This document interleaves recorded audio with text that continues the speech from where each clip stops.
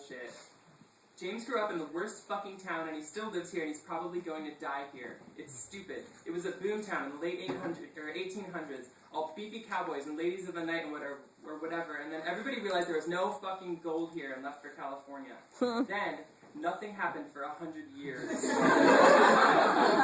It was just a shitty little stream dribbling down between two shitty little mountains until sometime around when he was born in the early, mid-90s, when the Walmart Corporation saw an opportunity for brand infiltration and blew a hole in the side of one of the mountains and put a little bridge across the middle of the parking lot so the stream could run through the middle and differentiate the Star City Walmart from every other Walmart in the country that doesn't have a stupid fucking stream running through it. He actually kind of likes the stream. As soon as there was a Walmart in Star City, the people who got jobs at the Walmart needed places to live, so they built these shitty condos down the length of the stream, and then, when all the waterfront property was taken up, they started paving streets away from the stream until they practically almost had a fucking town here.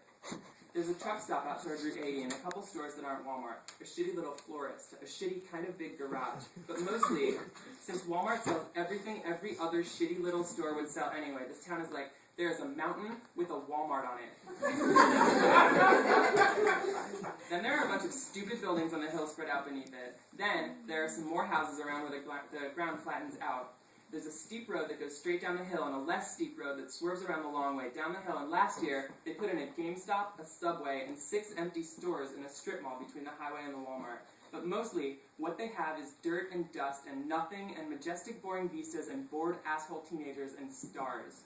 The name of the shitty little town makes it sound like celebrities would vacation here or something, like in a dumb cop show from the 70s or a two-dimensional stage set from an old black and white movie. But really, the only reason to name the shitty town Star City is that at night there are so fucking many stars above it, as long as you are facing away from the Walmart.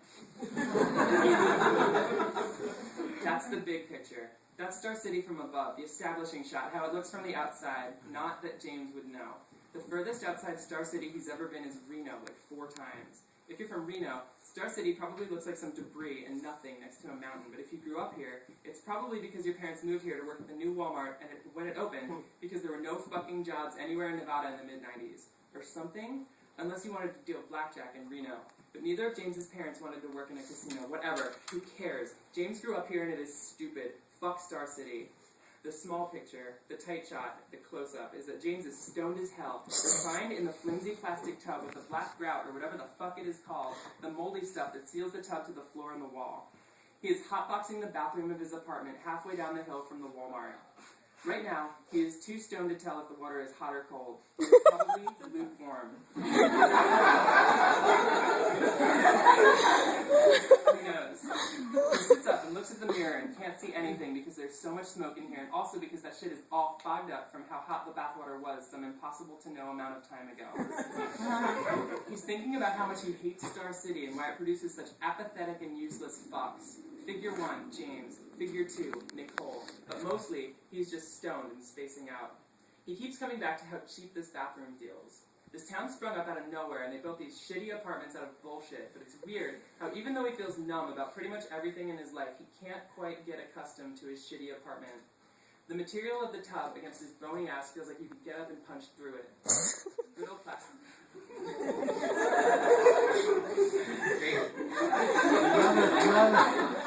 This is actually really serious. The material of the tub against his bony ass feels like you could get up and punch through it. Brittle plastic, brittle bones. James smokes weed specifically so he can think about his ass against the bathtub and not about the fact that his girlfriend Nicole left an hour ago, stormed out in an angry huff. He's in the bathtub because on some level, he knew that if he hadn't given himself a project immediately, he would have followed her out of the apartment, out into the parking lot, and made amends.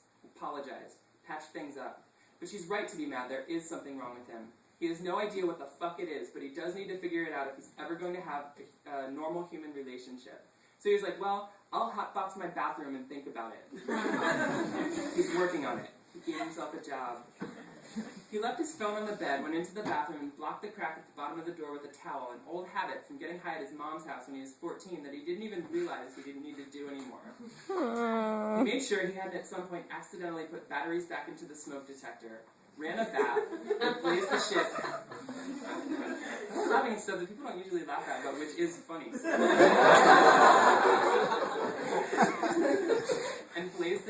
about $10 or $20 worth of weed. He even used the bong, not one of the pipes. Smoked the buds, no shake. The plan was to smoke until there was no air left in the bathroom. To smoke until he could see through time. To smoke until he figured out his shit. And he is figuring out his shit. Everyone knows that smoking weed is hardly the path to self-knowledge or anything. It's probably the path away from self-knowledge. The drummer from my band in San Francisco for 3 years booed that passage.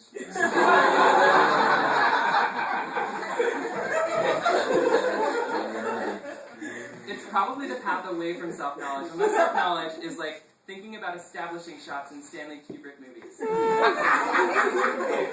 It is not. But this shit is seriously better for figuring out his shit than sitting on the couch with Nicole, again, watching some dumb movie she wants to watch because all the movies James likes are creepy or gross or impenetrable or whatever. He should have brought his iPod speakers in here or something. Even with smoke instead of air in here, it feels shitty to think about this stuff. Fuck feelings.